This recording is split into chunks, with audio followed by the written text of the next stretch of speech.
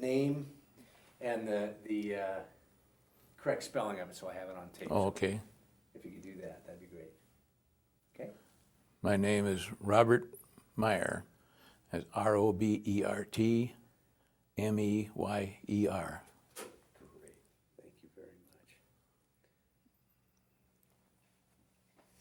All right. But everybody calls me Bob.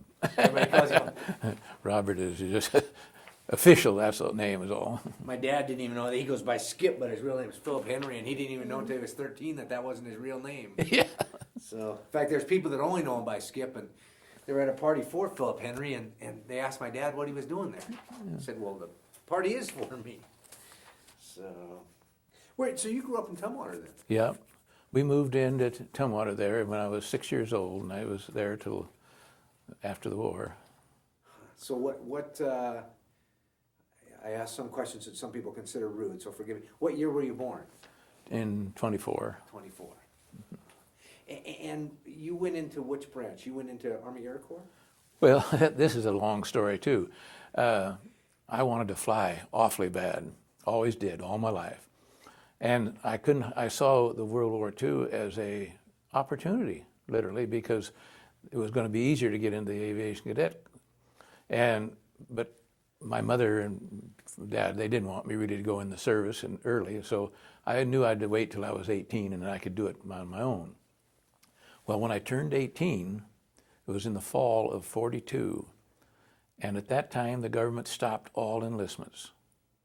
And so I had to wait till they drafted me. And when they drafted me, they stuck me in the Army Specialized Training Program. And when I went through the reception center there at Fort Lewis, and I said, well, what's that? And he says, well, it's a good deal. They're going to send you to college. And I said, I want to fly. Can't you put me in the Air Force? Oh, no. He says, this is such a good deal. He says, I wish I could get in it myself. And so they wouldn't listen to me.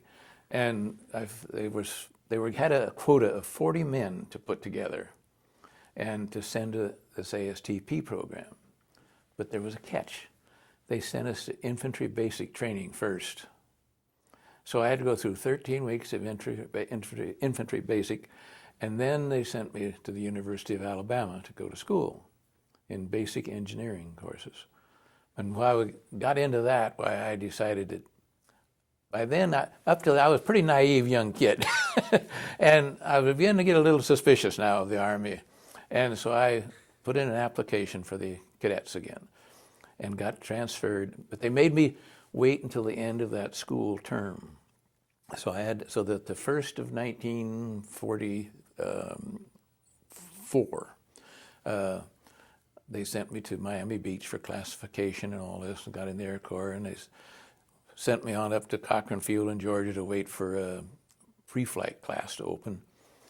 And while we were there, the Army shut down ASTP, sent everybody back to their branch of the service. And then I thought, oh, I got that just in time. And then they said that the Air Force was going to accept no more transfers to the cadet system. I thought, whew, in there just in time. And then about a week later, they sent us a notice that we were all being sent back to where I came from. And that, for me, was the infantry.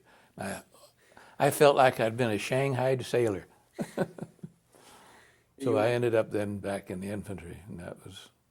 You learned very quickly how the service works then. Yeah. Never expect, never assume, never... You can't take anything for granted and be cautious.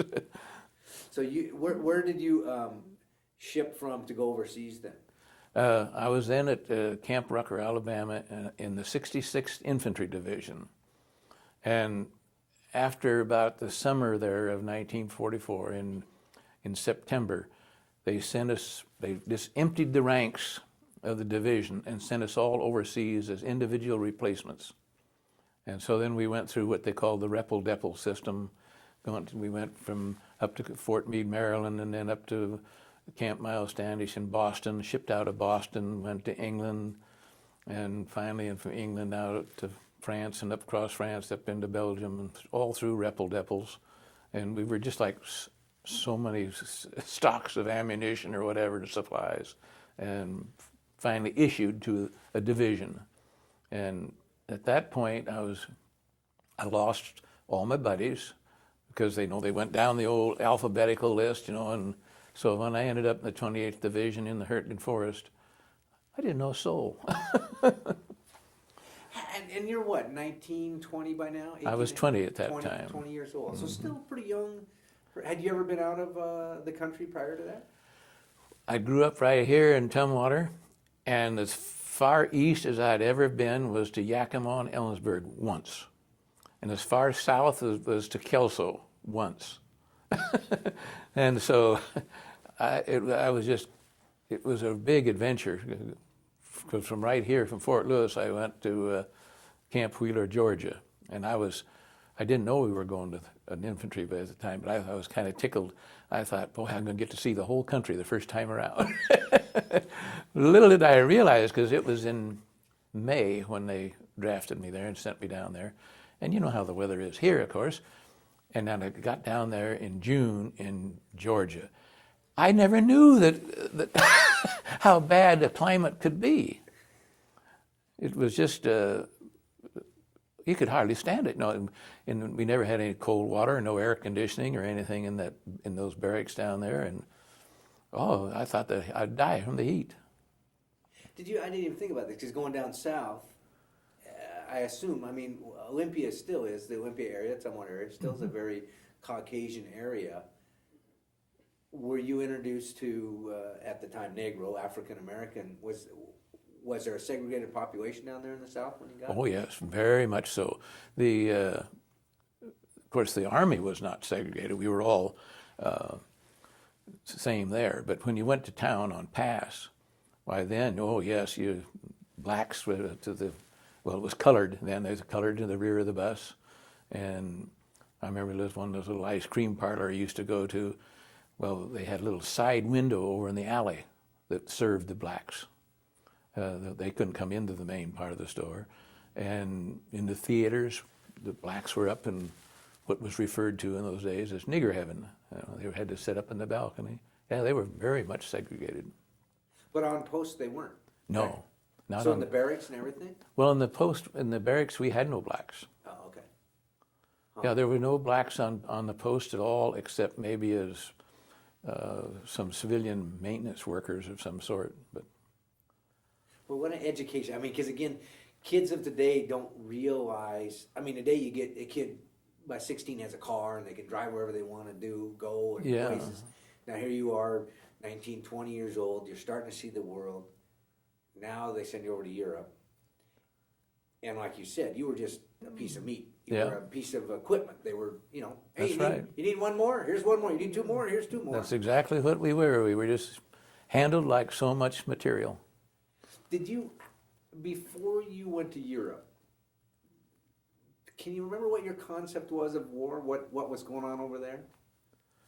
Yeah, but I didn't want any part of it being a ground soldier, foot soldier. So you had a good idea then. Yeah. Because nowadays, you turn on the news and we can watch, Desert Storm when it happened on TV. Where there you had the newsreels and some of the papers. Right, yeah. Well, we had newsreels back then too, because I had been able to see all what was happening. Well, matter of fact, like the Bataan Death March and all that was already being reported before I even went in the Army. And I remember that was one of the things that really struck me when, after I was captured and they were marching us into Germany, and it was freezing and we were starving, and I was thinking, I remembered reading about the Bataan Death March. I couldn't imagine what that was like, and here I am in one. Wow. Now, so you went where you finally got handed out or whatever, Hurtgen Forest, which is around where the Bulge is. It's where the Bulge was, or it's separate. It was just north of the Bulge area, and it was just before the Bulge. And anybody who was in the Hurtgen Forest and the Bulge will tell you that the Hurtgen Forest was the worst. But it was so much smaller. It was only involved one division at a time, whereas the Bulge entailed many divisions and was in much larger area. But the Hurtgen was a disaster, and the conditions were more miserable. Because it was a slaughter. It was a slaughter, exactly what it was. It was pure stupidity on the part of our leaders. And they made the same damn mistake time after time, that they sent about 3 or 4 divisions in there, one at a time, and got them all slaughtered. Why? I mean, was it because of the train, or what happened? It was the train, and they were going in the whole entire wrong direction. And it was a case of the higher-ups not even visiting the ground to see what they were up against. So when they say forest, I mean, I know forest from here. Mm-hmm. Give me some idea of where you were, what it was like. Well, when I joined the division, and I came into the Hurtgen Forest in Company B of the 112th Regiment, and they'd hauled us up there as close as they could in trucks. And then we got out and we marched on in, and it would be patches of heavy, like fir trees, just like we have here, and open fields here and there.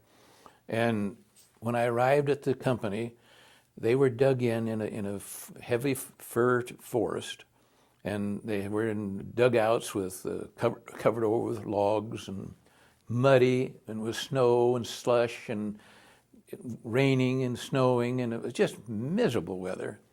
If you can think of the worst winter weather you ever saw around here, and just go out and just live in the woods with nothing, and that's the way it was. And when I joined the Company B, they had just escaped from the vicinity of the town of Schmidt. And they had been slaughtered up there, and out of a company which is around 180 men, there was only 30 men left. And it took 150 of us replacements to rebuild the company. So that'll give you some idea of what went on up there. And the men who were left were, shell shock or what have you, but they were just numb from it. And it was very, very depressing to us coming in there to see what we had got into. Because the men coming back gave you a very real picture of what it could do to you. And even in this area where we were, there were still German bodies laying around in the slush and the snow, and wrecked equipment everywhere, and it was just a horrendous. They called it aptly the green hell of the Hurtgen. Was it a lot of rifle-to-rifle combat, or were you getting mortars? Or It was artillery and rifle, machine gun, tanks, and it was not tank country. That was the worst of it. The tanks would slither off the road and get stuck, and it was just inappropriate for what they were trying to do. And I assume, was it a dense forest? Yeah. So it's not the type of place where you could look out and see, No. like a big field where you can see everybody. As a matter of fact, when I returned back there several years ago, tried to see if I could see anything familiar, I couldn't find anything familiar because I couldn't relate to anything. We weren't around any village, or I knew that the towns that they were after were close, like the town of Schmidt and Vosnik, but out where we had nothing for reference to where we were. What theoretically was the goal, the objective of what you were doing? I don't think anybody knew. And that was one of the problems. In reading the history since then, just beyond Schmidt and over, and there was the Rohr River, and there were dams on that river. And as it turned out, that whoever controlled those dams controlled everything north of there, because that was where the English and the First Army were going to expect to break through to the Rhine, across the flat country there to the north. But whoever controlled those dams could flood that whole area. And so the Germans defended it very strongly, and they also were getting ready for the Battle of the Bulge back in that area, and they didn't want that discovered. So the Germans just put up a tremendous resistance, and even after the war was over, when they interviewed many German officers on the aspects of the Hurtgen Forest, they couldn't understand why the Americans were doing what they were doing there. And they just kept feeding people, and Yeah. the Americans just kept. What was your biggest fear in that type of situation? Well, I knew I couldn't survive it. And right away you start dreaming of the $1 million wound. You hope that maybe you can get a leg wound or something that you could survive and live with, but be good enough to send you home. And that was the only thing that I could see that would save me to get out of there alive. Because the other aspects was either get killed or captured, and you didn't have a ghost of a chance, you thought, of living through it. Did you try to check that part out of your mind? Yeah. They killed or captured. Well, you're at that age and you're young. It's going to happen to you, but it won't happen to me. That's the attitude you take. You see it happen to the guy next to you, but that's him, not me. And you just don't think you are going to die when you're young. Did it have a smell? I mean, when you think back, is there a smell to war, to where you were? Definitely. There was a lot of smells.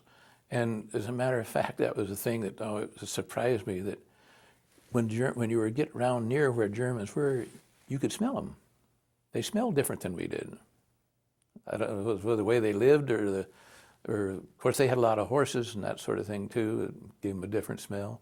But when you got into a village where they were just been there recently, you could smell Germans. I bet you that's true, because you go to different cultures, different foods we eat, different. Yeah. I never thought about that aspect.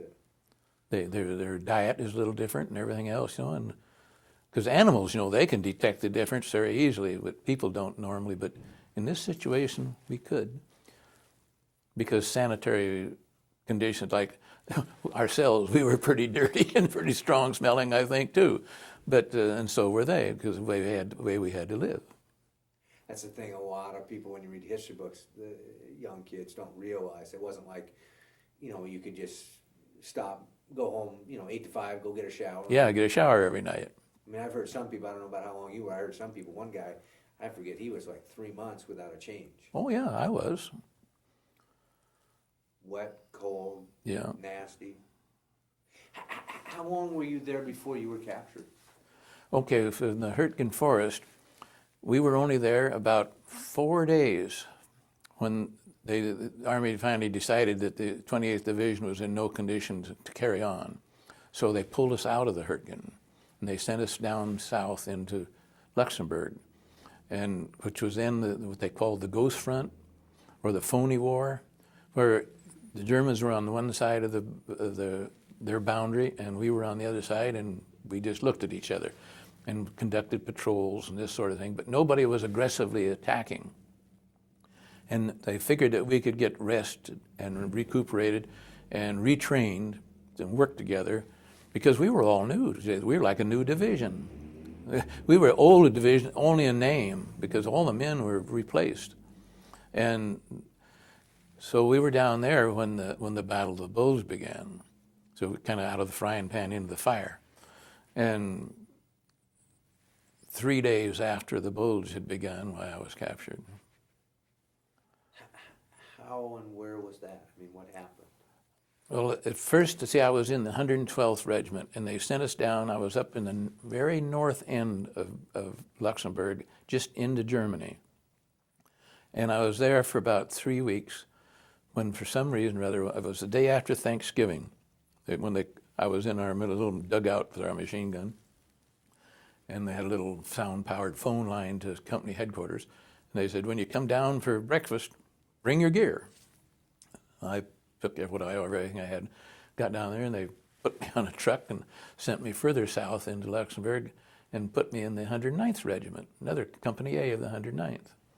So then I was with them about 3 weeks, and we'd been along the Ur River, and we'd conducted patrols and this sort of thing, and harassment fire on the Germans. And then we were pulled back into the town of Diekirch, which was about 3 miles from the Ur River in the front line.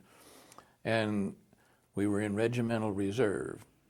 And we'd spent, about every week they would rotate and give the 2 battalions would be on line, and 1 battalion then would get to come back and sent reserve. They did this. And our time was just about up.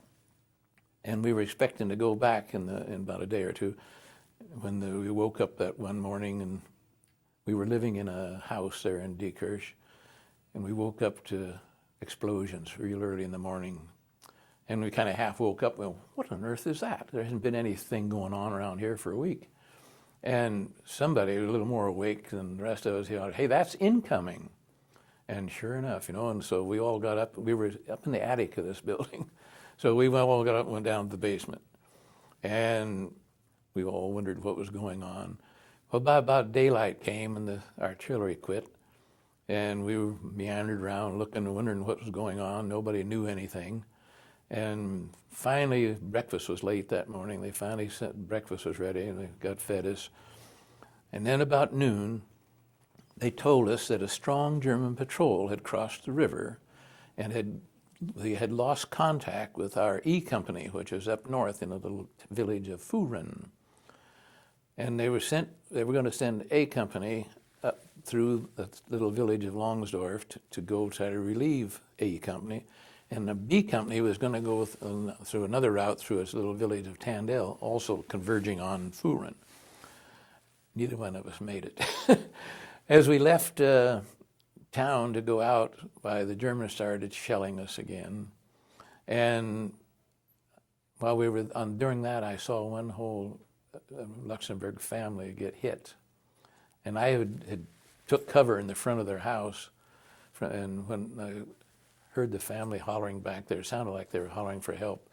And when the shelling quit, I went back to see what was wrong, and there was a man hanging onto his arm, and a lady who was carrying a little child, and his leg was cut, and the woman had a pierce in her breast. And the old, what looked like a grandmother, had her bloody hand, and this little 11-year-old girl, wide-eyed, looking around. I tried to help the man bind up his arm. It was completely severed. There was nothing but a little bit of cloth and a skin holding it on. I wanted to just cut it off and bandage the stump, but I couldn't speak his language, and I wasn't going to pull out a knife and do that, so I just tied it up as fast as I could. And about that time, they hollered, "Leave those civilians alone, get up, we're moving out." And so I'd run back up on the road, and we went on up a ways, and we met 3 of our tanks, and we started up the road toward Longsdorf, and we encountered one house there, and the tank fired at it, and a couple of women came running out of it. And I thought, ooh, that's a tragic mistake. I hope nobody got hurt. The next house, we did the same thing. The tank fired again at the house and blew the end out of it. This time, we had about 25 Germans come out of it. And I thought, oh, we've caught the whole patrol, because that looked like a and I thought it was all over. But when we had got that all cleaned up and took care of those guys and sent them back, and we went on up the road a little ways further, and by then it was getting very late in the afternoon. It was dark. And just as we entered some woods, it just got pitch black. And I was walking alongside of the lead tank, holding my machine gun, and all of a sudden I heard a whoosh, bam, and the front end of that tank and all the front of me just lit up like the 4th of July. There had been some Germans in a little ravine that came down through a culvert under the high road there and down the hillside, and they had fired a bazooka. It hit the front of the tank, but it hit where all the armor was, and it didn't hurt it any. And if I'd have been just a foot further forward or so, all that shrapnel that blew out the sides would have got me. And the tank commander up there, he'd return fire with a .50 caliber right away, and everything got quiet. And I thought, well, they must have killed those guys because there's no sound from them. But it was so dark you couldn't see. And the old tank commander just said, "No, that's it. We're not going any further tonight." And so they decided that one platoon, there are 3 rifle platoons along here, one platoon would go down below the road and spread out, one platoon would stay with the tank, and then one platoon would go up on the hillside. And so there was 2 machine guns in the company, and so one of them was going to go with a group down below the hill, and so I, with mine, was going to go with a group up on the hillside. And then we spent the night not doing anything. Nothing happened. Then the next morning, there was a lot of activity then, and then the Germans began shelling us with mortars and screaming mimes and artillery. And they pounded us all day as we tried to work our way along that hillside. And by nightfall, we'd got up to almost through the woods, but there was a thicker patch of woods just ahead of us, and we stopped. It was getting too dark. We couldn't see anything again, so they stopped again. We sat there for the night. And somewhere after, in the dark, we heard our tank start up and moving back down the road. And somebody passed word along through the ranks saying that the tanks were going to go back for more ammunition and more fuel, and they'd be back in the morning with some help. Well, it stayed pretty quiet through the night, and sometime before morning, when it was still dark, it's just like the inside of an old boot. You couldn't see anything. And we could hear the tanks again. We thought, oh, there they are, they're coming back. And in those woods, that sound just reverberated all through the trees. You couldn't tell directions from where it was coming from. So we assumed, it was ours, because we figured there was no way the Germans could get armor across the road, across the river, and the Ur River, and we thought, so that had to be our tanks. We never even thought of them. And it sounded like the tanks came up alongside where they were before they left, but then it sounded like they went back behind us a little ways again. Well, finally, when daylight began to filter through the trees, we could begin to see a little bit. Look around, there was German troops everywhere running through there, and it got kind of hot and heavy. And so somebody decided we better move back and get a little support from our tanks. So I told the other guy, okay, take off, I'll hold with the gun here. I've got a little bit of ammunition left. I'll hold them, you guys get going. Well, they all took off and started running back. And in just a little bit there, one guy he could see the tanks down on the road, and he let out a, oh boy, and then he yelled out and started running down toward him. About that time, somebody further up on the hill hollered at him, those are German tanks. Well, he never heard the warning. And then somebody says, it's every man for himself. And everybody just started running back because nobody seemed to be in charge. I didn't know it at the time, but all of our officers and some of our non-coms had been killed the day before in all that artillery barrage. They had all congregated down in this little ravine, which was a temporary company's command post, and a shell had hit right there and got them all. And so when they all started running, and I couldn't keep up carrying the machine gun, and I didn't have any ammunition for it anymore. I finally did catch up to the other gunner, but he had the tripod, and I said, I can't keep up with you guys carrying this. Somebody's going to have to help me. He says, throw it away. He says, I already threw away the tripod.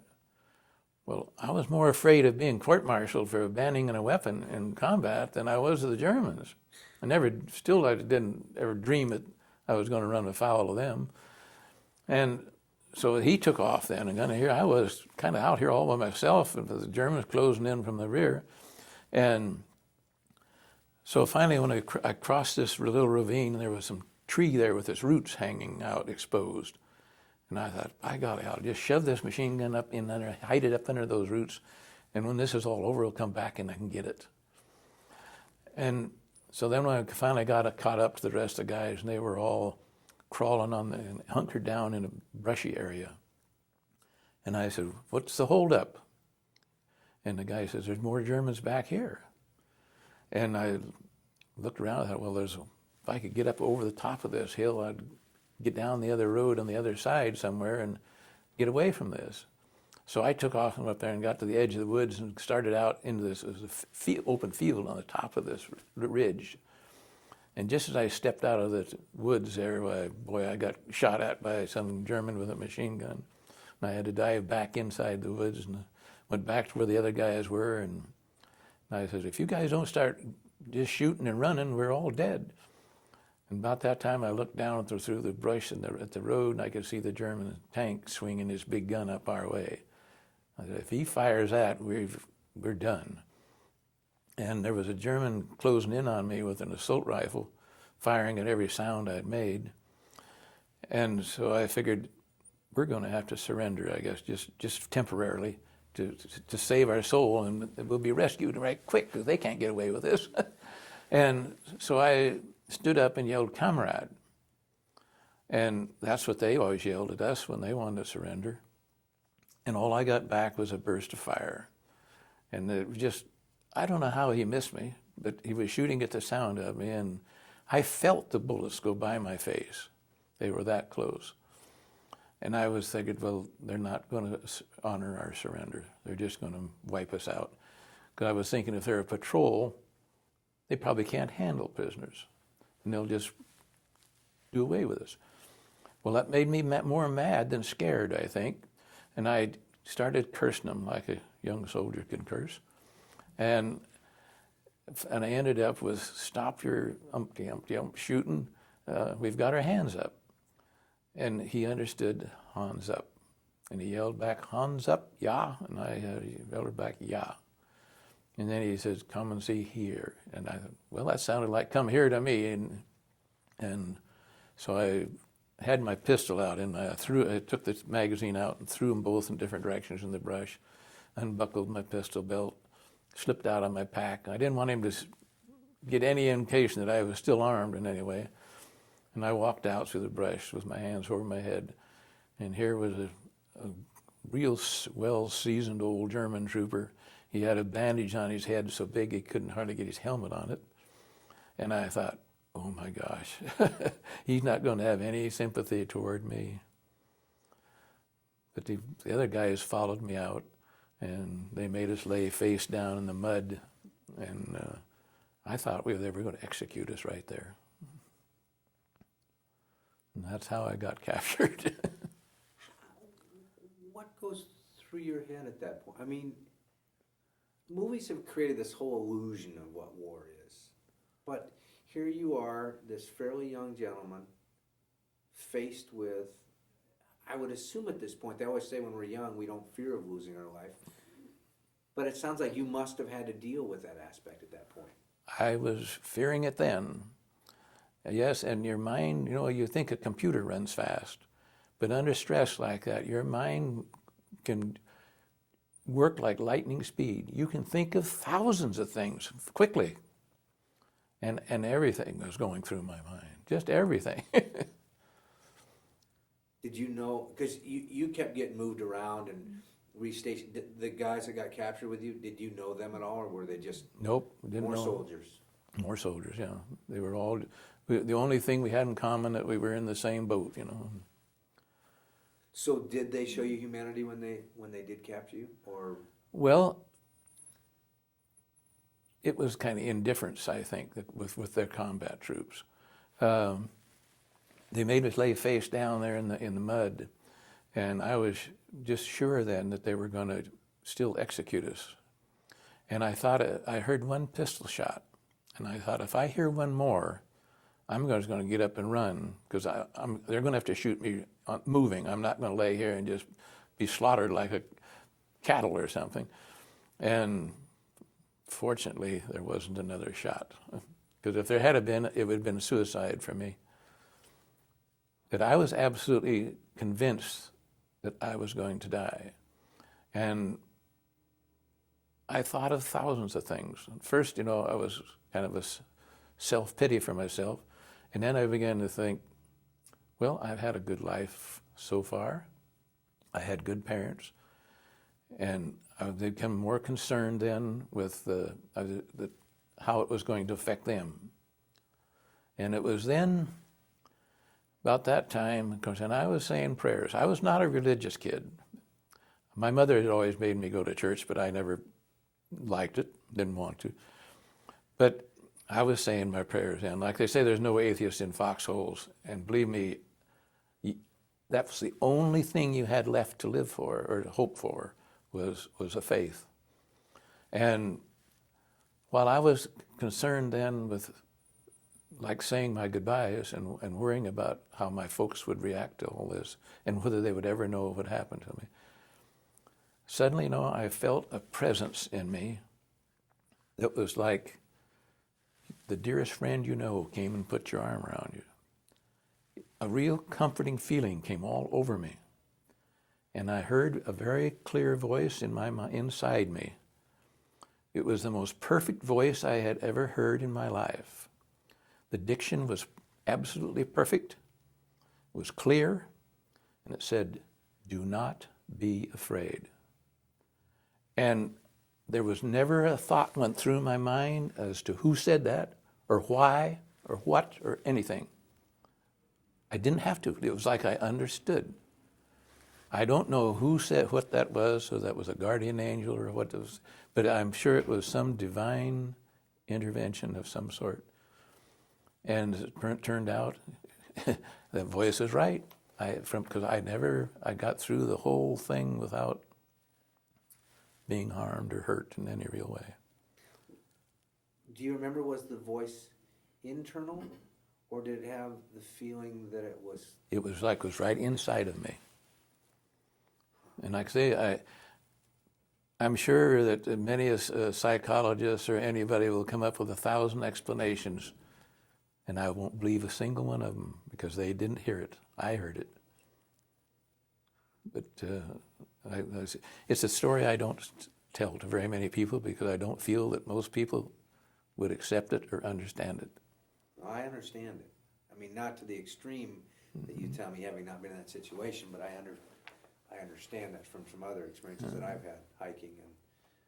And have you ever heard any other people that were in the same situation? Have you ever heard somebody tell a story that was similar, that you just, when you looked at them, you both knew, I understand what you're saying? Or yes, I've had other people tell me they understood that they had been in situations where but I'd never heard anybody say that they heard the same thing that I did or felt the same thing that I did.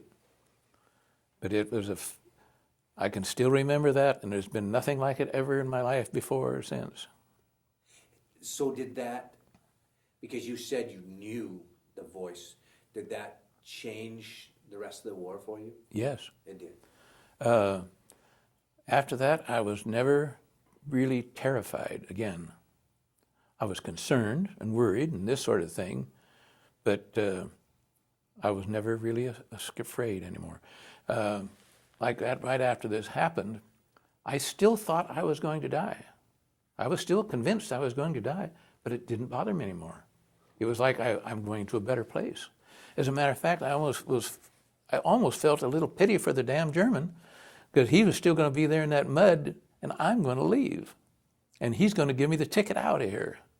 And the only thing that I was wondering about was, what will be the transition from life to death?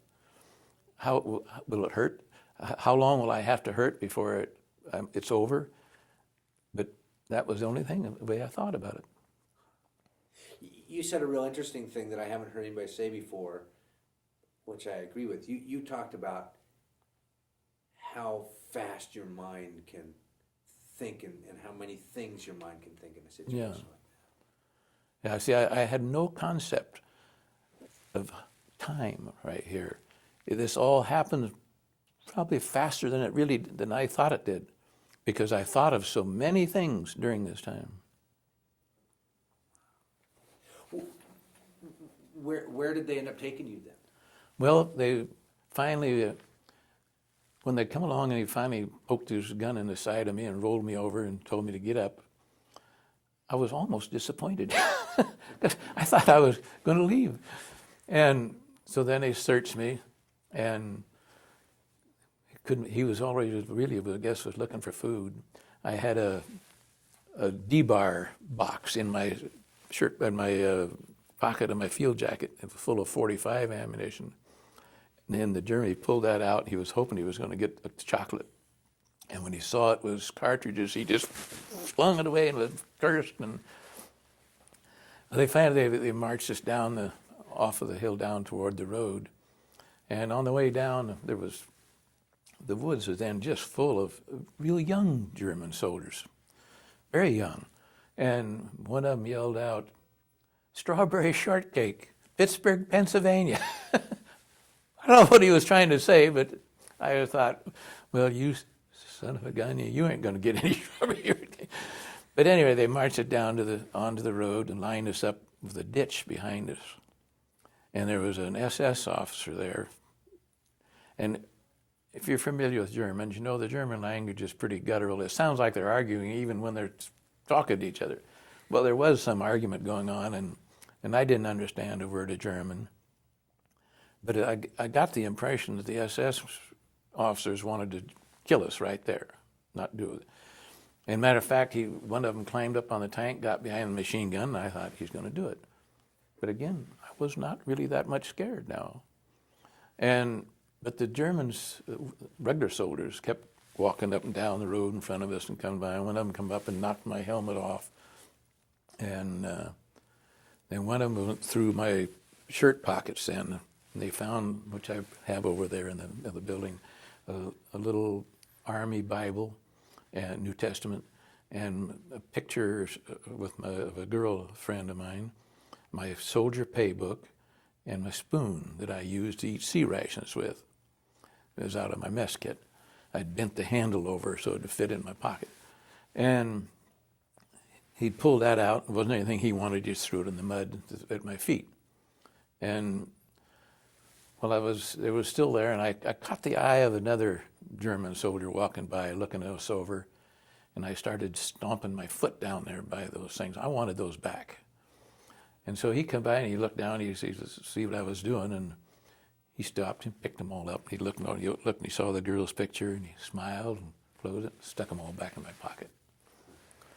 Well, finally, the regular soldiers just turned around and marched us off, and the old SS officer was still up there hollering behind the machine gun, but they started to march us down the road, up the road.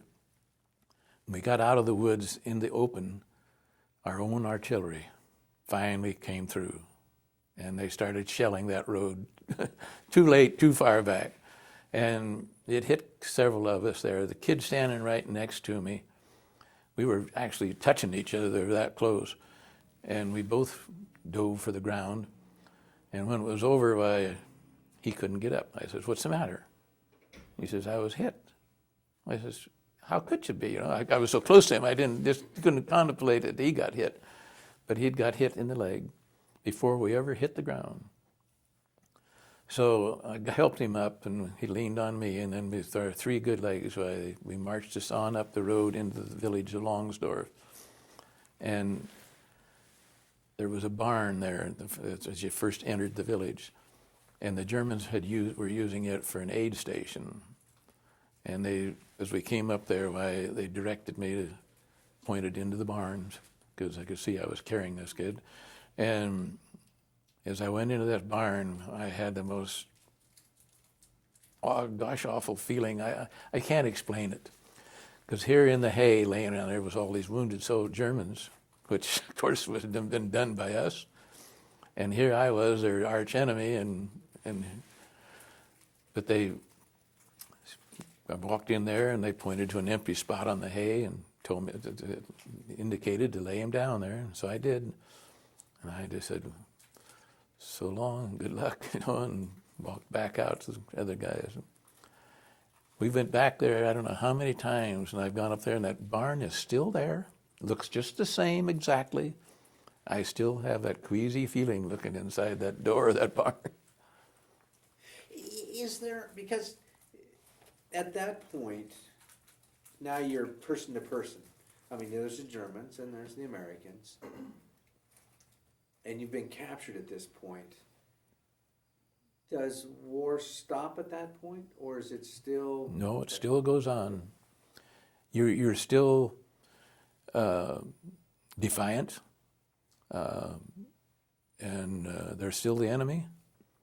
And now you're at their mercy, and that is a traumatic feeling that is hard to explain. I mean, here's somebody you were trying to kill just hours before that or minutes before that, and now you were at their mercy. And it's a feeling that there's no explanation for it. I don't know how you ever could duplicate it. And you don't speak their language on top of it. No, that was the worst of it. That made things, 10 times worse. If you could only knew what they were talking about, it would help. Or if you could express yourself to them, it would help, but you couldn't. Because it seems like war has all sorts of different aspects to it. If I were on a Navy ship and I were 2 miles off the coast shelling, there's not a connection between where that's going and people.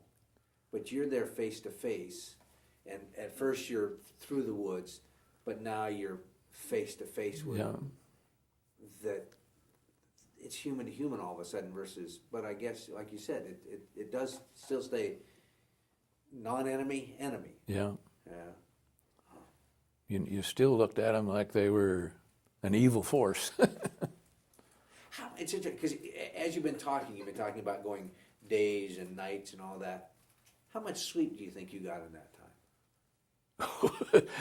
Not very much. And we didn't, see, this was the third day, we hadn't even eaten. All I'd had for eating those days prior to getting captured was those chocolate D-bars that we carried.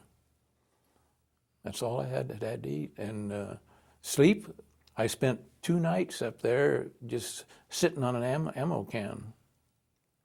And those nights were long. This was December, and at a high latitude, it got dark about before 4 o'clock in the afternoon, and it didn't get light till about 9. So they were long nights. And yet, you didn't sleep. You kind of, I don't know, when you're half asleep, you kind of just kind of lose consciousness a little bit, but you're aware of anything around you. If something moves, you're aware of it, but you're not really asleep. But you do kind of withdraw into yourself as a subconscious or some sort. I don't know what you would explain that, because it's not sleep. Does it give you rest? Oh yeah, you got to rest from it, but I mean, does it take away tiredness? Yes, because you're inactive. You sit there, you don't move. And you're young, you got lots of vitality. Because it seems like eventually that also would start to, I mean, I know I've done a 72-hour edit. Well, you know, eventually the mind starts playing tricks on you. Yeah.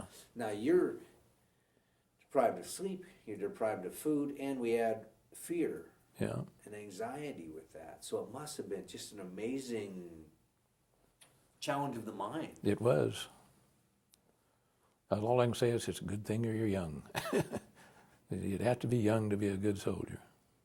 Do you think about things other than the war when you're in the war? To try to get your mind out? Or are you so focused? You're quite focused on the here and now and the immediate right now. You live intensely. Every moment. You don't have time to dwell on anything really. Your attention is focused on something all the time. It's very intense living. Do you make associations with? I've heard people have different theories, and some said I didn't make any friends because I knew I'd probably lose them. Didn't want to know them. But yet you're here in this life and death situation. Are there, when you think back, are there people that you know names and faces, or is it surreal? Not until sometime later, after we had left Longsdorf. They marched us down across the river, up through the other side, kept us overnight at a little farmhouse where they interrogated us, and then they kept us at Bitburg for a week, and there we were bombed heavily. And when we left there, we was marching on into Germany, and I finally got acquainted with the fellow next to me. He was from my own company, but I hadn't known him. And then we developed almost immediately like a bond, because we were both in the same boat. He was about 10 years older than I was, and he kind of took me under his wing like a big brother. So him, I can remember very good, but the other, nobody else. Do you remember his name? Oh yes, John Fredericks. We finally met him, found him here about, what was it, 5, 6 years ago. and we've been in contact ever since. Do you remember what you talked about? You said you're in the same boat. Yeah, but we talked about the bitter cold, how hungry, and he was from Minnesota, and so he was used to bitter cold, but he was cold. And we were being forced to pull an old farm wagon that was loaded with Germans' bedrolls and packs. And as we changed people about pulling it, we'd walk back and get back to the end of the line when we got relieved. And it was in the dark at night, and he stole a blanket off of that wagon. And he tore off a strip of it, and he says, because we were worried about the cold, and he told me, use this for a muffler. And boy, that made a world of difference, because I was free. I only had a field jacket. When we started out when the Battle of the Bulge began, I didn't take my overcoat with me because I thought it was only going to be a quick thing. We were just going out for a little thing.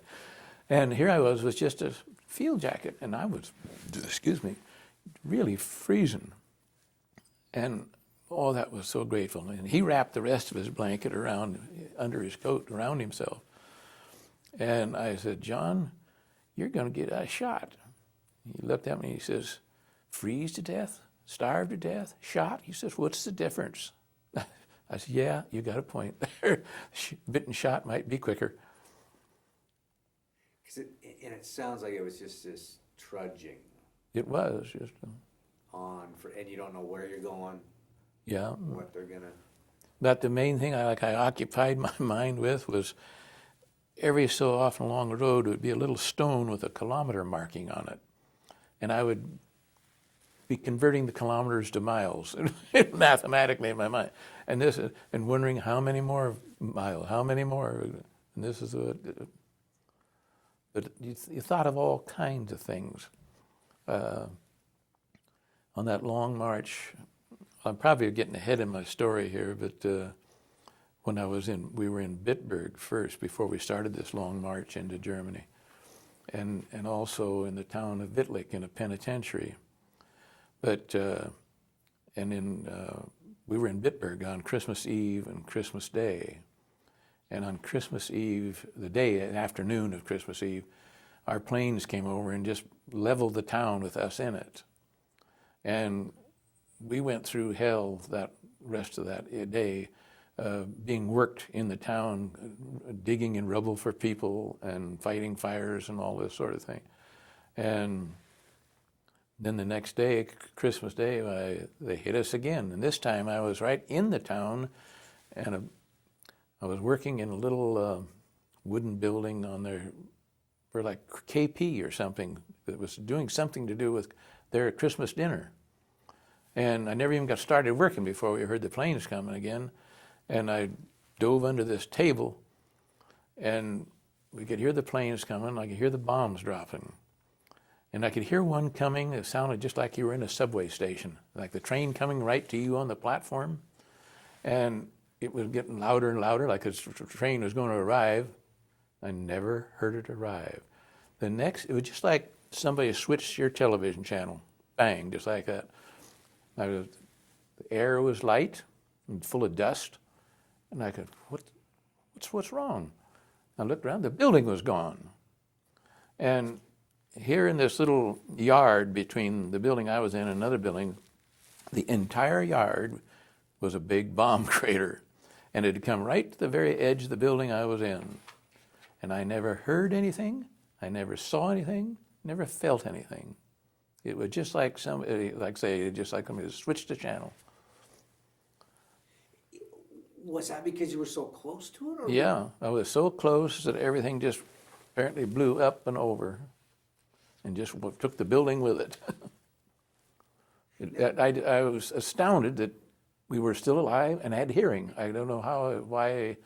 It's a wonder, because there's many a case where guys were close to our artillery shells and then concussion literally made you bleed from your ears or your nose or something, just from a. And I can't explain it. there again, maybe that somebody was looking after me. Definitely. I mean, because it sounds like you could have been 5 feet one way or the other. And Yeah, when you think of the oddity of when that bomb fell out of that airplane, the slightest little hang up or coming out, it could have made that go 5 feet or over anywhere on the ground. And here this thing couldn't have been more precisely fit between the buildings without hitting direct hit on it. You definitely had to have been looked over. I mean, Yeah. And there was another kid over on the other side of the building on the other side of the crater. When I was standing there still kind of stunned, wondering what to do, and when I heard this GI hollering for help, he said, "Somebody please help me." And so I ran around the crater and went over there, and he was trapped in the wreckage of the building he was in. And there was a big beam that fell down on his foot, and it just scraped his shoe and his flesh and everything right off his foot. And all he had was just bony things sticking out for feet, for toes. And I got him out and freed him from it, and he was moaning. He says, "How am I ever going to go home to my wife looking like this?" And I says, "Don't worry." I says, "She'll be so glad to see you get home. She won't care whether you have a foot or not." And I said, "Let's get out of here before the next raid comes in." And so again, I helped the guy on with 3 legs, and we started out of town. And we could see another flight of bombers coming over, and we could hear the bombs are coming again. So I thought, well, lightning won't strike twice in the same place. We dove down into another big bomb crater, and sure enough, it was safe down there. And when that flight got over, we got out of town, and then before the next ones came. And you know how they are over there in villages. They stop right at one place in this farm field. And so we went out across this farm field to a farmhouse, and there was a German ambulance there picking up people. And so we hobbled up to it. We stood there while they were loading wounded civilians. And then they got everybody in. They turned to him and pointed, and I helped him in, and away he went. I don't know where he went. Never saw him again either. And about that time, I thought, everybody disappeared, and I was just standing here. Everybody ignored me. I thought, I can head west. But then I realized how cold it was, and I was still and hungry.